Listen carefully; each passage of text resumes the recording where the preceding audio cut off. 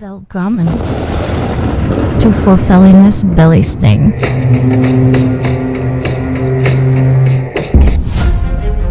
A show dedicated to aligning a journey to a better mental health using the understandings of the ancient Norse.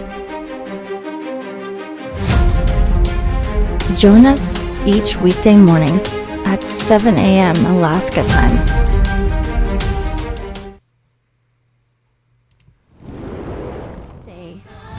Someone's little girl, daughter, sister, girlfriend, fiance, wife, cousin, mother, auntie, grandmother, great grandmother, elder, disappears, shattering, a family, a community, the world. There is something we can all do. Remember them.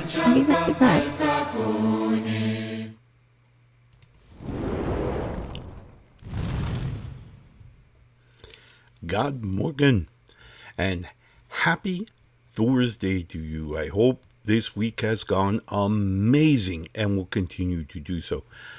Your experiences are growing and your evolution is moving forward. Today, let's talk about the strength of Thor in a different way, using that as our role model. Before we get started today, I want to give a huge shout out to all of you who have liked, followed, and subscribed. And if you haven't had a chance yet, please do so by mashing that button, whatever platform you happen to be following us on, to like, follow, and subscribe, and to help us to further propagate this message to all who may need to hear it. So again, tak. And if you haven't, please do so. I want to give a huge shout out to my friends, my family, and my absolute home away from home, newrealitytv.com. New Reality TV is a new streaming channel dedicated to a plethora of perspectives that could help us along our spiritual journey by helping us to understand our everyday psychology. They're all connected very tightly to one another. For those of you who may have questions about me, my message, my teachings, my shows, you're always welcome to find all that information and more at my website, NorseWhispers.com. There you'll also find more information about my life coaching service that you can open a dialogue and gain maybe additional insight that can help you obtain or maintain your mental space. As always, our tip jar is available for those of you who may have empty extra coins jingling around in your pocket, want to put them to good use. Drop by the tip jar and drop them in. Okay, so today on Fulfilling His Belly Sneak, we are talking about the strength of Thor. But I want to really use this as a role model for our mental strength as well. Many times, and we've talked about this before, we make decisions such as our New Year's resolutions, and we decide we're going to do this, or this. Right? And we do it, right? And maybe we'll go out and get some things, some workouts, shoes, or something that'll help us to move further. Yet we find by mid-January, our resolution has fallen by the wayside. Our schedules conflict, we just don't have the energy, whatever the case may be. Our brain will find some influential energy that it can use to now kind of move that off to the side. This is the idea of mental strength, of making decisions and sticking to them. But it's not limited to these very obvious examples. It's every little decision we make. When you decide in your life that you have some particular value, some love, some something of high value that we decide to place in our heart, and we say, I'm really a loving, honorable person, and this is one of the traits that I really want. Okay, we make that decision, we move forward on that, but then comes the influential energies, those questions, right? Well, why? We don't. It's not an always thing. I mean, there's got to be some wiggle room, right? And we'll start finding excuses, and slowly that trait, that desired trait, will begin to kind of work its way out. This holds true for every one of our decisions. Everything we do, we'll second guess ourselves. We second guess ourselves for a couple of different reasons. Firstly, the most powerful convincer, if you will, of moving out will be influential energy. This is energy brought to us by others, whether it be other physical forms communicating through their spiritual entity, or whether it be the deities, whether it be the spirits of the land, the spirits of our brothers and sisters in all the other life forms here on Midgard, or the misinterpretation of that energy, which is mostly the case. As we may recall, as we look at our physical sensory input that brings in data, brings in our world around us, that physical sensory data is going to be manipulated. It's going to be manipulated twice very quickly as it arrives. Firstly and foremost, we're going to take the image that we've just received and we're going to convert it to energy. We're going to convert it over to bioelectricity, because that's how it's going to transmit over the optic nerve, and so on and so through all of the nerves necessary to get it from out here to in here. But there's two things that are right away going to affect this. The first thing is our imagination. Our imagination is simply the reflection of our past. That's all it is. Imagination allows us to connect this vision very quickly categorize it, isolate it and categorize it to something that we already have in memory. This has the potential of altering this energy that we just converted, and we're going to use the I as our example. It's going to convert it just a little bit. Maybe hardly noticeable, right? Maybe this is a new thing and we don't have any past, anything that's kind of resurfacing from our previous experiences. Most often than not, it's a relatable thing. So we may have seen something similar and now we're making that relationship. So when we're pulling this imagination can indeed possess emotional energy, right? So it's going to pull and it's going to manipulate the image just a little bit. Almost simultaneously, we're also going through another filter at the same time, and this is our mood. Our mood sets what we can and cannot see. Believe it or not, depending on the mood of where you are today, where this moment, is what part of this image called reality we see. When we're in certain moods, we can actually eliminate pictures, or portions, I should say, of these pictures, of these images that we're receiving from reality. Literally, if we are in a good mood, in some cases we can remove anything that's perceived as ugly or unwanted. We'll move that out, because all we're going to start seeing now is more desired things, right? We're going to see things. Our brain is going to affect the image that it just created in our mind in such a way that the image supports the mental state. Okay, so our mood, and what my ancestors have referred to it, is a pre-emotional state. So we're already in the state, we're already in a mood. This is how we see things now, and this is how our brain immediately translates the energy of this present. Okay? Now, if we choose to be joyful, we wake up, and even though I'm tired and I'm sore and I want to go back to bed, but I got to go to work, I set my mind. I tell myself, okay, we're going to have a good day. It's going to be a beautiful thing. I'm setting that mood, right? And when I set that mood, now my eyes, i.e. my brain, through my eyes, are going to register the more pleasant, more desired pieces of my reality. I will see things differently.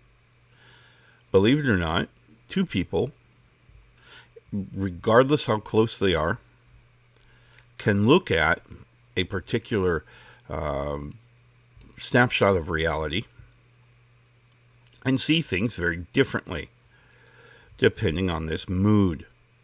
Is what they're going to see. Some people may actually overlook completely that which would bring them joy.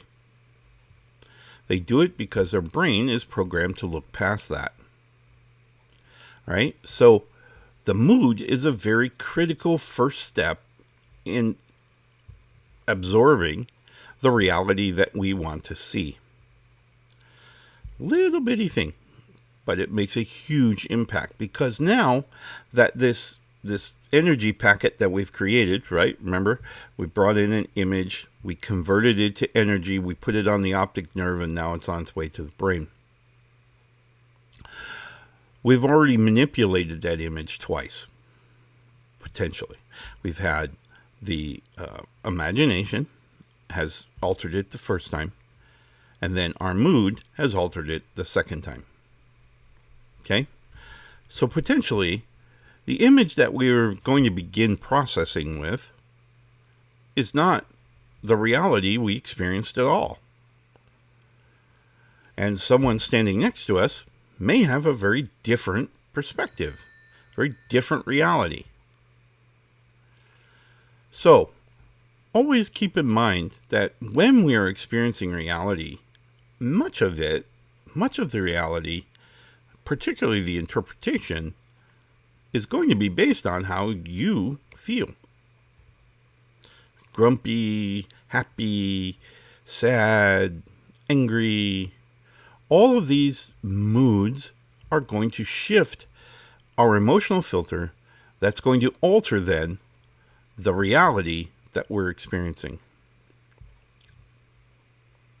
Now, these two potential manipulations are going to alter this energy source long before the heart gets involved. Now, we know, based on, well, certainly what my ancestors have taught me, is that when this energy is coming in and it's kind of going into the brain, it's going to be manipulated twice, then it's going to drop into the heart.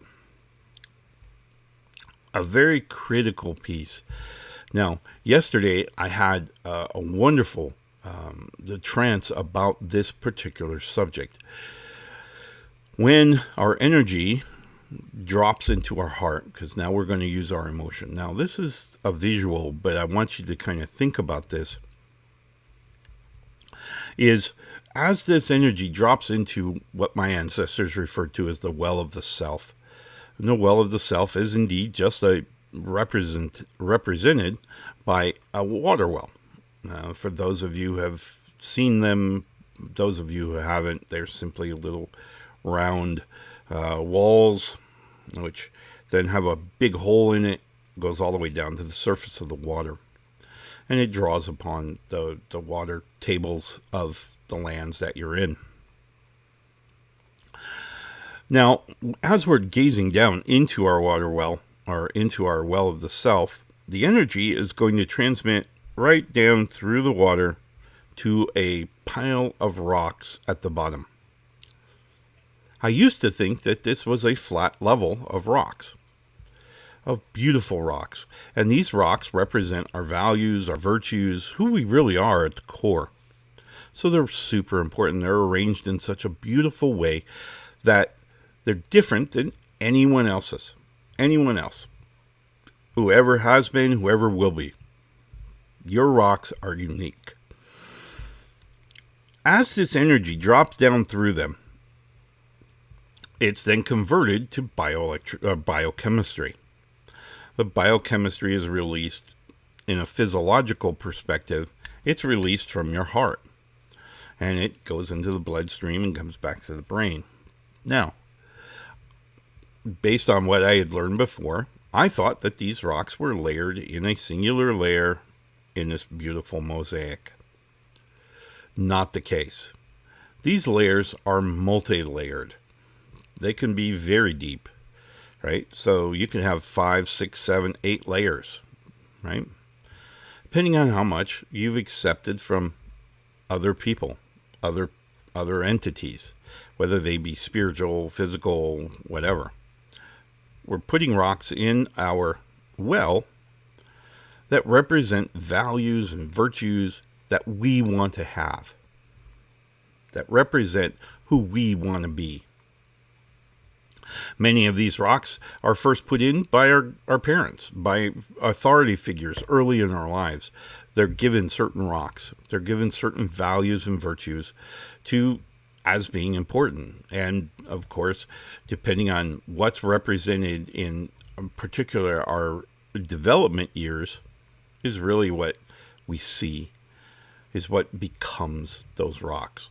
Okay, so throughout our primary schools into, almost into college, we're allowing others to place rocks. Now, this rock process will continue our whole life. People with whom we've given some level of authority are going to be putting rocks in our well, virtues and values, social, what they refer to as societal values, are going to be put in our well by a plethora of people throughout our lifetime. And this view is how we see the world, how we interpret the energy of reality. Energy is going to go all the way through those rocks, and what comes out the bottom is then converted to biochemistry, how we feel. Very important that we recognize that as this energy is going down through the rocks, it's going to bounce through the rocks, because we got multiple layers now. Just like water over a stack of rocks, it's going to seep in through some, it's going to touch others, and there's some that won't be touched at all, depending on where the flow of the water is, right? So very akin to water flowing over a stack of rocks. What comes out the bottom really is what is there and how we've arranged it. That energy is then represents the image we had, now connected to an emotional energy of sort, whatever, however we feel about this. Okay, and now our heart is going to release these hormones into our bloodstream. They're going to float all the way up, and they're going to arrive at the brain, where the brain will then reconvert them back to bioenergy or bioelectricity to complete the cycle. All right, so we now have emotions that are arising with the image, and now beginning to build an energy sort. All of this is controlled by us. No one else. We have the authority and the power to remove rocks from our well as necessary, get back to the basics, get rid of all this other nonsense, or we can simply understand that the water has to move over here, and although I want this value, I want this decision to go over here instead of over here. All of those decisions are up to us. Okay? Up to each one of us to make. And we can do it all day long. All day. Right? At the risk of sounding like Steve Rogers, Captain America, in some of the Marvel films. I could do this all day. There it is. This is what you could do all day. All right? We're going to take a quick break. When we come back, I want to talk about how you can set the tone of your mind.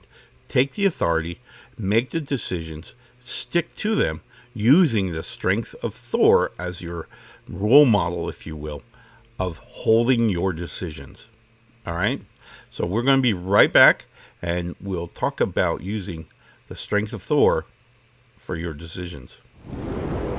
In the air. The time is now. We're all waking up. We're waking up. We're all waking up. It's all shifting. New vibrations. It's you. It's you. It's me. It's all of us. Together. A new time. A new day. A new energy. A new energy. New reality. Awaken with us. Awaken with us. Awaken with us. newrealitytv.com.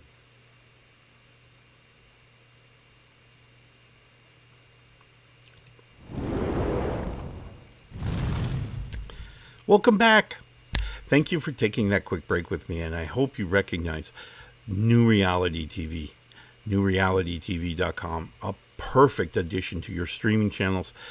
Just checking in to find something that hopefully resonates with you and will help you obtain, or maintain your mental space. So we've been talking about the brain and how it processes reality.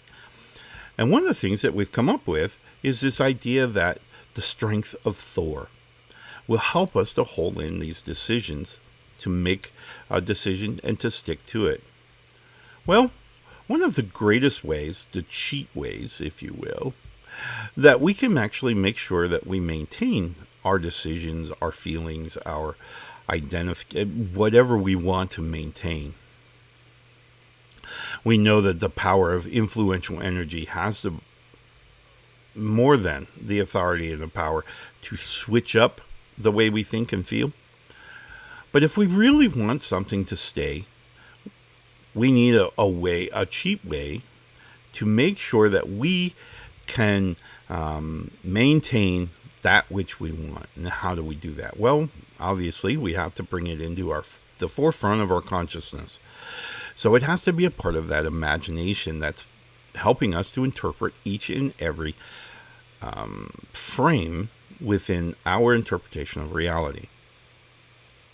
All right, so how do we do that? Well, the perfect way to do that, and let me see if I can pick it up here, okay, is affirmations. Now, in this case, my small replica of a runestone in Sweden, or Norway, don't remember where that one is right off the top of my head, helps me to remember my ancestors. Now, when I remember my ancestors, one of the things I remember about my ancestors is that they were honorable. They were honorable, they were courageous, they were, all the things that I want to be. So, I simply sit down and I go, all right, this influential energy is really affecting me. How can I get past it? And I simply look at the runestone. Now, this is what's referred to as a token. A token, or a totem, allows us to focus our energies on that thing. Now, for those of you who may be new to spiritual energy, when we think about something, when we put it in our third eye, that's when we close our eyes and we visualize certain things, this indicates that we're putting it in our third eye. When we do that, we focus on that part and we send energy to it. Whatever we focus on, whatever we concentrate on, we're sending energy to. So if we're thinking about our ancestors and wow, how did they live and what did they experience and what were the beautiful things about them in their lifetimes, we're actually sending the ancestors' energy.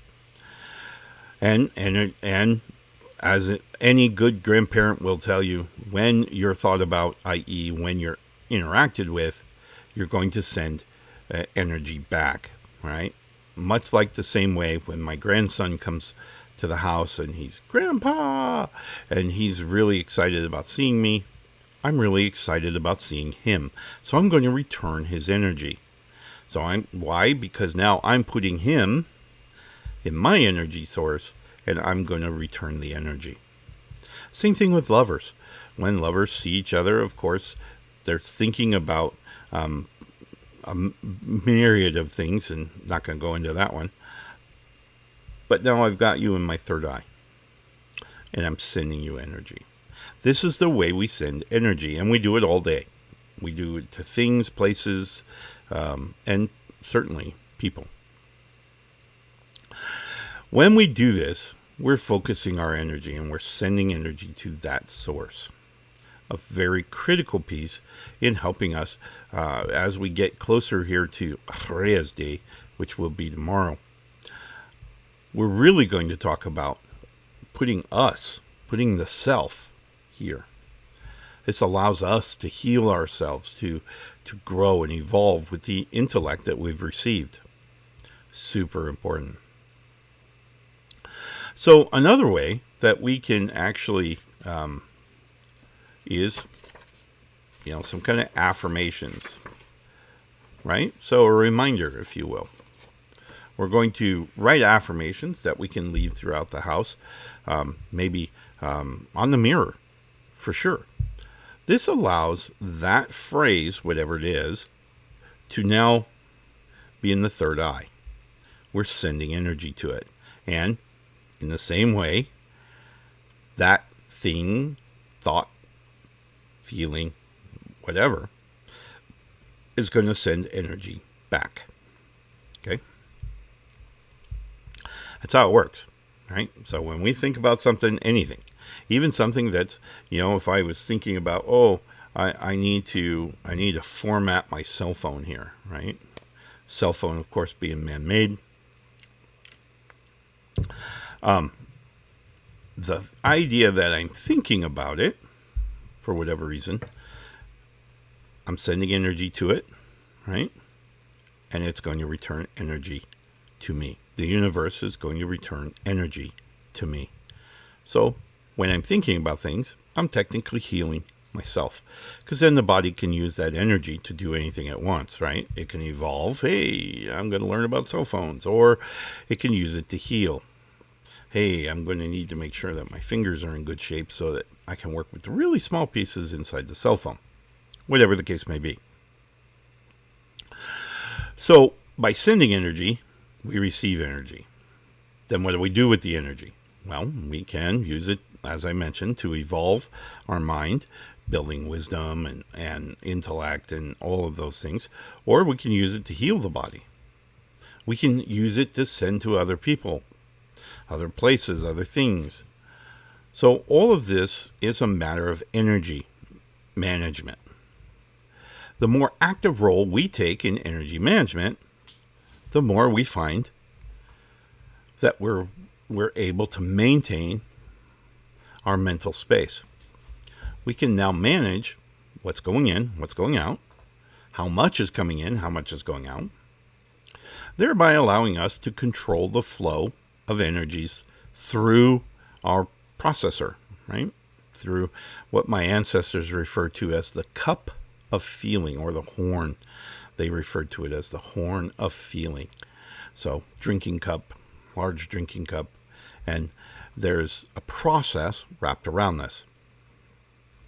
More about that in another show, but suffice to say, the horn of feeling has a limit. I mean, there's only so much you can process at a time. You can process a lot, but there's only so much at one time. And so depending on where you are and some other situations going on there, we can become overwhelmed. We can become emotionally overwhelmed. And this is really a process of understanding this energy and managing it so that our brain can deal with it. All of this comes back to the strength of Thor. Why? How? It comes back because Thor represents strength. He represented strength throughout the multiple realms, and he is a very powerful god in that he can do things that most can't. Well, you have that power of Thor within you. Up here. Maybe not, in the old biceps there anymore or yet. But you have the mental strength.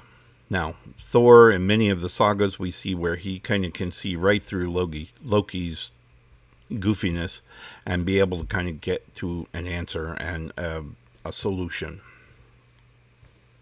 We find it time and time again in the sagas where Thor is able to see through. He can see through Loki's nonsense because not only was he very physically strong, he was mentally strong as well. He made a decision, he stuck to it, and that was the way it was going to be. So this is a very good trait to have when combating particularly a lot of influential energies. Affirmations are a good way for you and me to remember to embrace this strength, to hold on to our decisions, our desires, to manifest them, to bring them into our reality, to bring them into our interpretation of our reality. All right?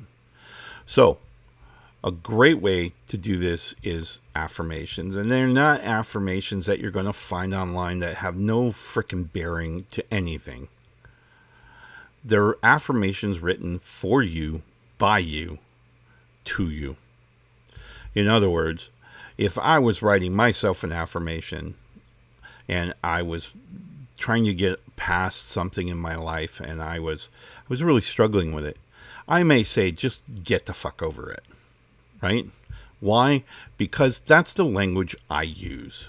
When I'm speaking to myself, to friends, to family, I may drop an F-bomb here and there. Why? Because to me, it has an influence and an impact. So, that's what I do. I speak my mind. I speak what's there. Okay? Don't sugarcoat it, especially if I'm talking to myself.